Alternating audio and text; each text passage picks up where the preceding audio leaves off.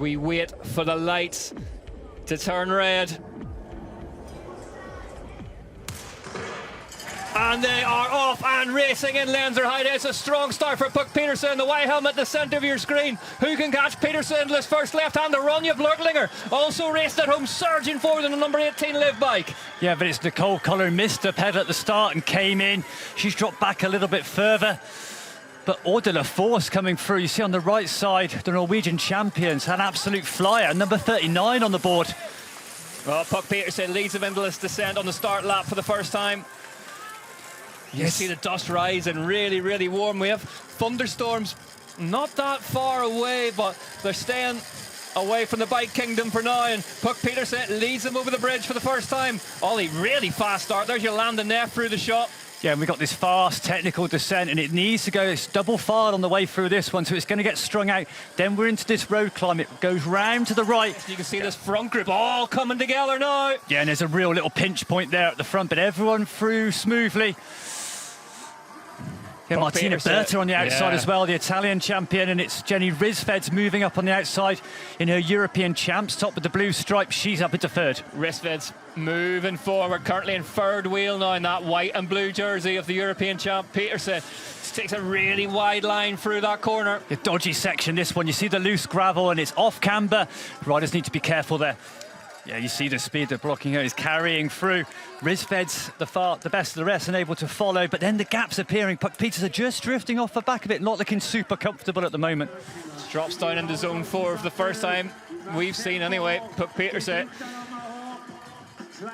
Yeah, we see a significant gap there, and it looks like Jenny Rysved's is struggling to close it alongside Puck Peterson. Whoop Live giving us a brilliant idea of the sort of effort these elite athletes are putting in. You can really see the revs rising and dropping. Tends to be one more than the other. And yeah, it's looking like Rysved's in trouble here, Ollie. Yeah, Rysved's dropping back now, and it's Puck Peters who's desperately trying to close the gap and get back onto this front group of 5, and Keller is driving on at the front. Yeah, always a tough one racing at this kind of altitude, but Rysved's not looking likely that she's going to make that 5 in a row. Like 15 seconds back off the lead now, yeah. Yeah, I mean, fair play to Alessandra Keller. She's been at the front now for the best part of 3 laps. I mean, this is what fans of Alessandra Keller come to watch every time in Lenzerheide here. They want to see her take a race on and be combative.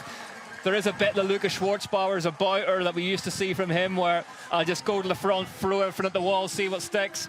Sevilla Blanc is the first non-Swiss rider, and she's right in the middle of 2 of them at the front. Blanc here.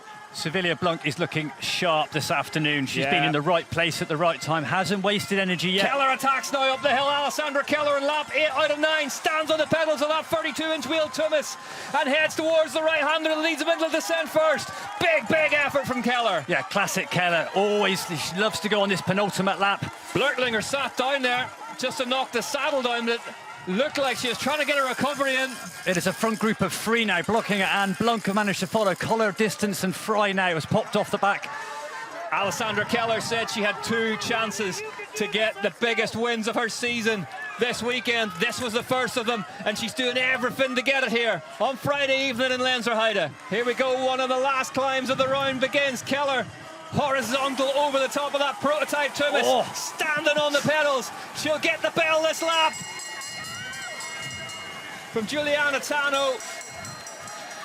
Keller all over the bar. She comes around this corner. It's Ronja blocking her. Blanc on the back wheel. Hasn't panicked so far. Sevilla Blanc looking like she's going to head past Blurtlinger here now.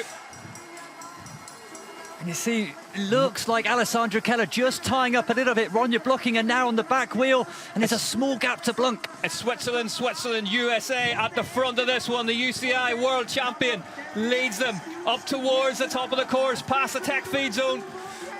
And this feed zone now, it just drags all the way and kicks to the top. It's going to be really important. Blurtlinger moves out from behind the world champion.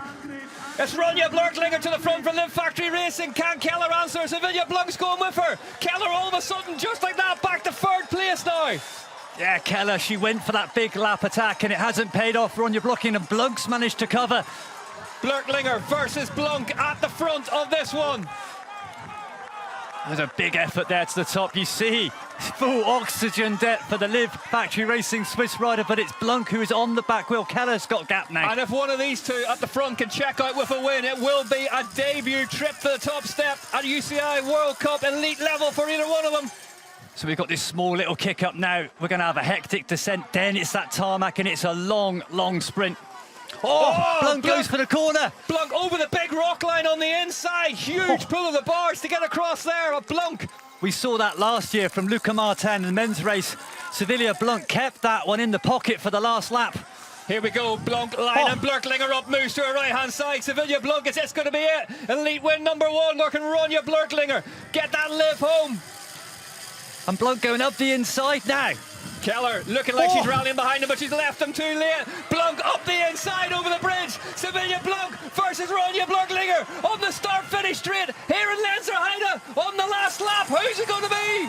It's the American versus the Swiss star. Blunk heads towards the line. Sevilla Blunk takes the win. Her debut UCI cross-country World Cup short track win. That was close. What a huge, huge ride from Sevilla Blunk. I just thought maybe Blurtlinger was going to pepper at the line, but clever, clever racing from Blunk. Yeah, Blunk gone to descent, came onto the road, over the bridge, managed to come up the inside, get ahead of Ronja Blurtlinger and almost sat down just before the finish and took it on the line. That inside line paid off. Yeah, it hasn't really sunk in yet. But I just tried to put together a good race, be smart. When I felt super good, I waited a little and it paid off. But yeah, it's been a long, long time coming and yeah, it feels good. There's confirmation of the results. Blunk, Blurtlinger, Keller, your top three. Kohler, Petersen, Fry, Steger, Terpstra, Ristvid's in 9th, Gwen Gibson in 10th. That'd be a really, really tight race in that one as well. Sevilla Blunk, though, climbs onto the top step for the first time at elite level UCI cross-country short track World Cup and statement ride from her, Ollie. Yeah, and it's nice to see she had the disappointment of last week, going down in a crash on the start loop, fighting her way back from 60th to 5th in the cross-country, but coming back first top step, and that will not be the last, 100%. There's your standings in. Sina Fry still leads the way by 220 points from Jenny Ristvids. Lyra Steger in 3rd. Sevilla Blunk up into 5th.